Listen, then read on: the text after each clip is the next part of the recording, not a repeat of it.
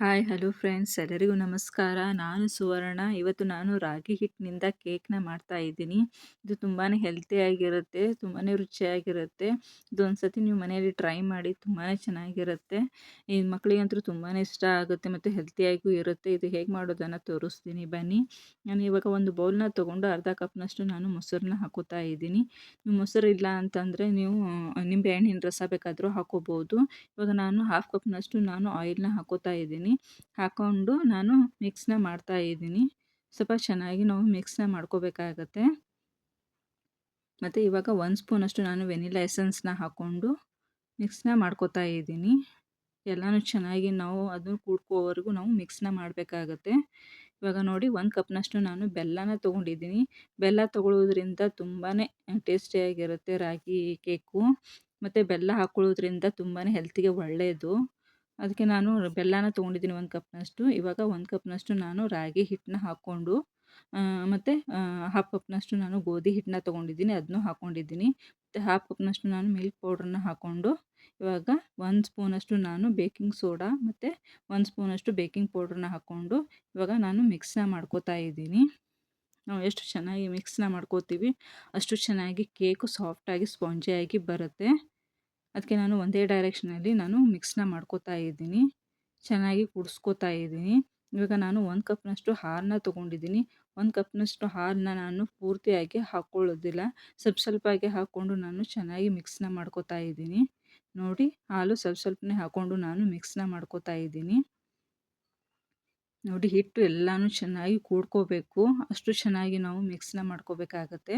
ಇವಾಗ ನಾನು ಮಿಕ್ಸ್ನ ಮಾಡಿದ್ದಾಗಿದೆ. ಇವಾಗ ನಾನು ಟೂಟಿ ಫ್ರೂಟಿನ ತೊಗೊಂಡಿದ್ದೀನಿ.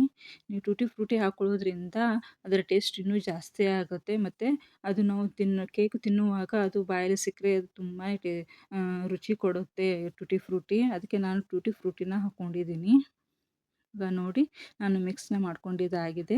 ಇವಾಗ ಇನ್ನೊಂದು ಸ್ವಲ್ಪ ನಾನು ಗಟ್ಟಿ ಅನ್ನಿಸ್ತಾ ಇದೆ, ಅದಕ್ಕೆ ನಾನು ಇನ್ನೊಂದು ಸ್ವಲ್ಪ ಹಾಲು ಉಳಿದಿದೆ, ಆ ಹಾಲನ್ನು ಹಾಕ್ಕೊಂಡು ನಾನು ಮಿಕ್ಸ್ನ ಮಾಡ್ಕೋತಾ ಇದ್ದೀನಿ. ಈ ರಾಗಿ ಹಿಟ್ಟು 1 ಕಪ್ ತೊಗೊಂಡಿದ್ದೀನಿ, ಅರ್ಧ ಕಪ್ ನಾನು ಗೋಧಿ ಹಿಟ್ಟು ತೊಗೊಂಡಿದ್ದೀನಿ. ಇದಕ್ಕೆ 1 ಕಪ್ನಷ್ಟು ನಾನು ಹಾಲನ್ನ ತೊಗೊಂಡಿದ್ದೀನಿ.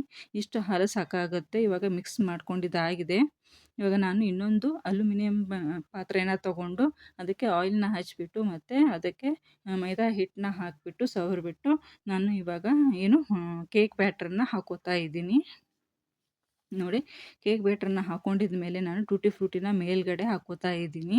ನೀವು ಬೇಕಾದರೆ ಡ್ರೈ ಫ್ರೂಟ್ಸ್ನ ಚಿಕ್ಕ ಚಿಕ್ಕದಾಗಿ ಕಟ್ ಮಾಡಿಕೊಂಡು ಹಾಕೋಬೋದು. ಇವಾಗ ನೋಡಿ, ನಾನು ಬೇಕ್ನ ಮಾಡ್ತಾ ಇದ್ದೀನಿ. 180 ಡಿಗ್ರಿ ಇಟ್ಕೊಂಡಿದ್ದೀನಿ ಮತ್ತು 30 ನಿಮಿಷ ನಾನು ಬೇಕ್ನ ಮಾಡ್ಕೊಂಡಿದ್ದೀನಿ. ಇವಾಗ ಕೇಕ್ ರೆಡಿಯಾಗಿದೆ.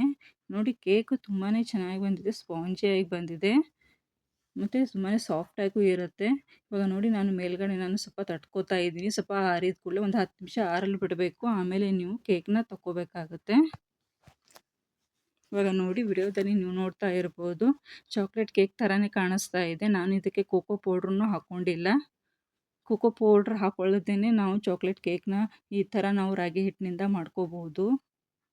ನೋಡಿ, ತುಂಬಾ ಚೆನ್ನಾಗಿ ಬಂದಿದೆ ಕೇಕು. ಇವಾಗ ನಾನು ಫೋರ್ಕಿಂದ ಅದಕ್ಕೆ ನಾನು ಹೋಲ್ನ ಮಾಡ್ಕೋತಾ ಇದ್ದೀನಿ. ಇವಾಗ ನೋಡಿ, ಮೇಲ್ಗಡೆ ನಾನು ಚಾಕ್ಲೇಟ್ ಸಿರಪ್ನ ಮಾಡ್ಕೊಂಡಿದ್ದೀನಿ ಮತ್ತು ಚಾಕ್ಲೇಟ್ ಸಿರಪ್ನ ನಾನು ಮೇಲ್ಗಡೆ ಎಲ್ಲನೂ ಹಾಕೋತಾ ಇದ್ದೀನಿ.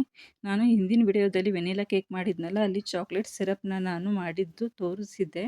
ಆ ವಿಡಿಯೋದಲ್ಲಿ ನೀವು ಚೆಕ್ ಮಾಡಿ, ಅದೇ ಥರನೇ ನೀವು ಚಾಕ್ಲೇಟ್ ಸಿರಪ್ನ ಮಾಡಿಕೊಂಡು ಈ ಕೇಕ್ ಮೇಲೆ ಹಾಕೋಬೋದು.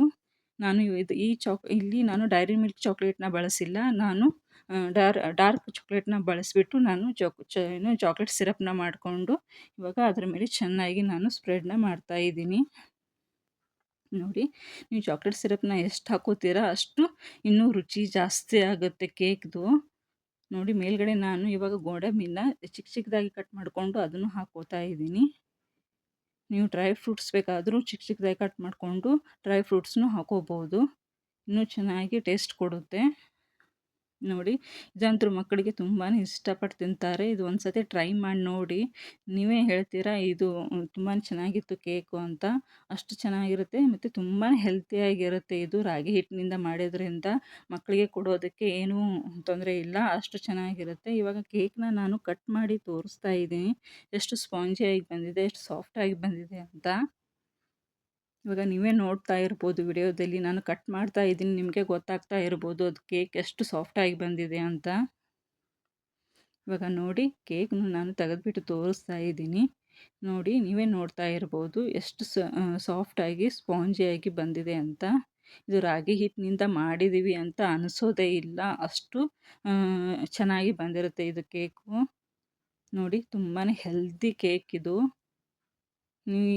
ಮೈದಾ ಹಿಟ್ಟಿನಿಂದ ಮಾಡೋ ಬದಲು ಇದು ರಾಗಿ ಹಿಟ್ಟಿನಿಂದ ಮಾಡಿದರೆ ಮಕ್ಕಳಿಗೆ ತುಂಬಾ ಇಷ್ಟಪಟ್ಟು ತಿಂತಾರೆ ಮತ್ತು ಹೆಲ್ತಿಯಾಗೂ ಇರುತ್ತೆ. ಇವಾಗ ನೋಡಿ ನಾನು ಕಟ್ ಮಾಡ್ತಾ ಇದ್ದೀನಿ. ಎಷ್ಟು ಸಾಫ್ಟಾಗಿ ಬಂದಿದೆ ಕೇಕು ಅಂತ. ಸೇಮ್ ಚಾಕ್ಲೇಟ್ ಕೇಕ್‌ನೇ ಥರಾನೇ ಕಾಣಿಸ್ತಾ ಇದೆ. ಈ ವಿಡಿಯೋನ ಸ್ಕಿಪ್ ಮಾಡ್ದೇನೆ ನೋಡಿ. ಈ ವಿಡಿಯೋ ಈ ಥರ ನಾನು ಮೆಥಡಲ್ಲಿ ಮಾಡಿದ್ದನ್ನು ನೀವು ಟ್ರೈ ಮಾಡಿ ನೋಡಿ. ತುಂಬಾ ಚೆನ್ನಾಗಿ ಬರುತ್ತೆ. ಈ ವಿಡಿಯೋ ಇಷ್ಟ ಆದರೆ ಪ್ಲೀಸ್ ಲೈಕ್ ಮತ್ತು ಸಬ್ಸ್ಕ್ರೈಬ್ ಮಾಡ್ಕೊಳ್ಳೋದನ್ನು ಮರಿಬೇಡಿ. Thank you friends.